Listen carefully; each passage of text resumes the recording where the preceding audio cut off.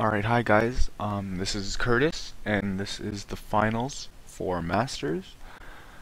Um, so to start the match, he calls Tails, and he opens Tynamo and Terrakion to my Entei. He goes first. Um, yeah, this is fast forwarded a bit, but yeah, he Junipers pretty early on. I believe he drops a Smeargle. Yeah, my hand is pretty decent. I have a Pont and an Eviolite, I believe. So, I mean, I can get an energy. It's my ideal turn one. Not really much I can do besides that in any game, no matter what deck I'm playing against.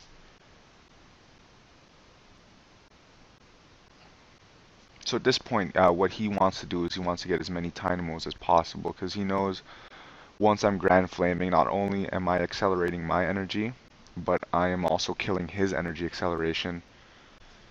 So, yeah, he hits a dual ball, so we are going to see more Dynamos hit the bench.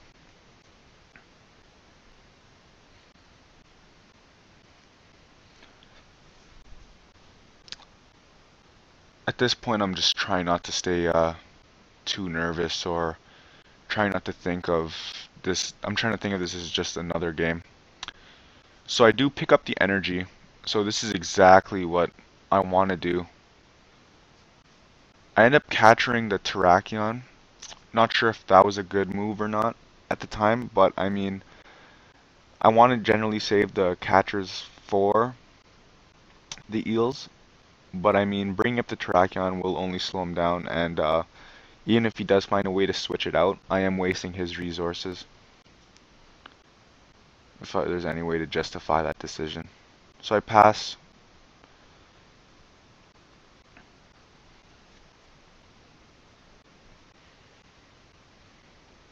Bring up the Terrakion. If he can't find a way to switch it, which he doesn't, this not only allows me to get the 90s going quicker, but any damage I can prevent on Entei before I get the 3 energies on, like that is the ultimate goal. So within the first 2 turns, I've played 2 catchers and 2 Ponts. I realize he doesn't have a switch in hand, so I'm just gonna go with the risky play and just catcher that up. Yet again, with the limited amount of junk arms based on my mistake, I really should be conserving these catchers. So these could be tactical errors on my part, but they do pay off. They pay dividends later on. So he's coming to the Terrakion, so I'm already thinking he knows uh, this eel's a goner. So I mean, it does sort of pay off. It could have backfired completely if he did find a way of switching it. And he hasn't played a supporter in a while now. So I mean, this isn't looking good on his side. He doesn't have a support, and he's going to be banking on mine with Smeargle. Even though he's got 3 attackers or 2 attackers set up on his bench, no one's really threatening me too much right now. He's I had no way of discarding supporters in my hand.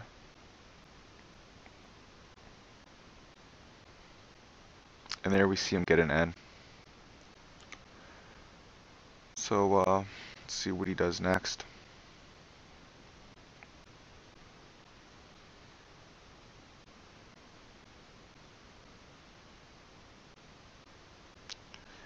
What's nerve-wracking about this situation right now, though, is if he can somehow find a way to retreat the Smeargle into a Mewtwo Shaman. That would be a disgusting play.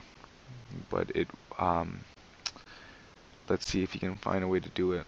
That would severely cripple me.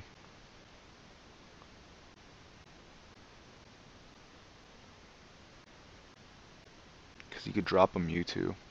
If you had a Switch Dynamotor, that would be enough to kill my Entei.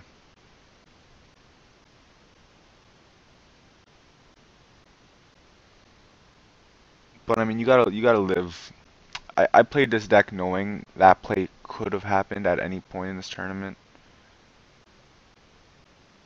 But I mean, I did tech against situations like that. I played heavy switch, numerous Mewtwo's, numerous DCs.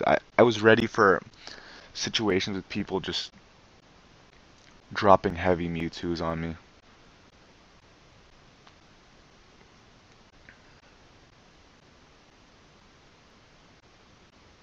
So my hand's looking pretty good right now. I have a potion.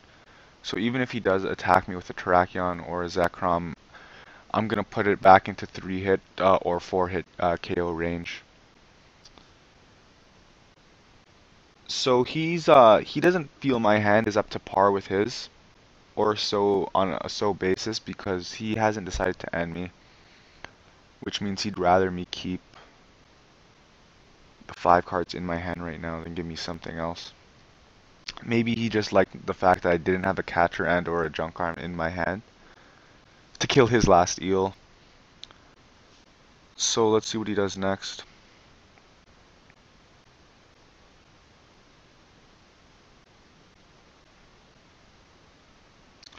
So he's going to attack me with Terrakion, which is going to do 70. He knows I have the potion in hand, which I'm probably going to use in regards to a Professor Oak's new theory, which should heal almost all damage.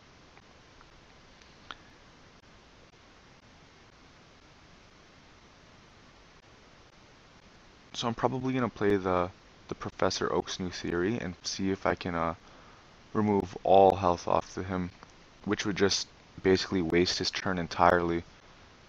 Which even more beneficial right now is if I can find a junk arm or a catcher, I can kill the eel, which would that would really set him back.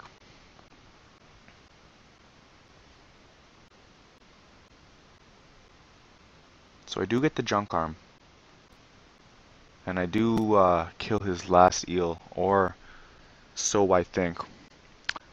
But one of the big mistakes right here is that I have left a lot of energy on the board, and with 4 damage on me, he has a lot of potential right now to basically set that Mewtwo play up.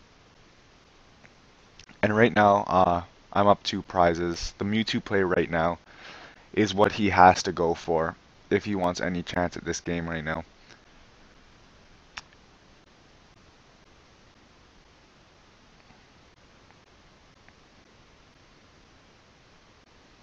This Mewtwo play, if I can't respond, would bring him back in this game entirely.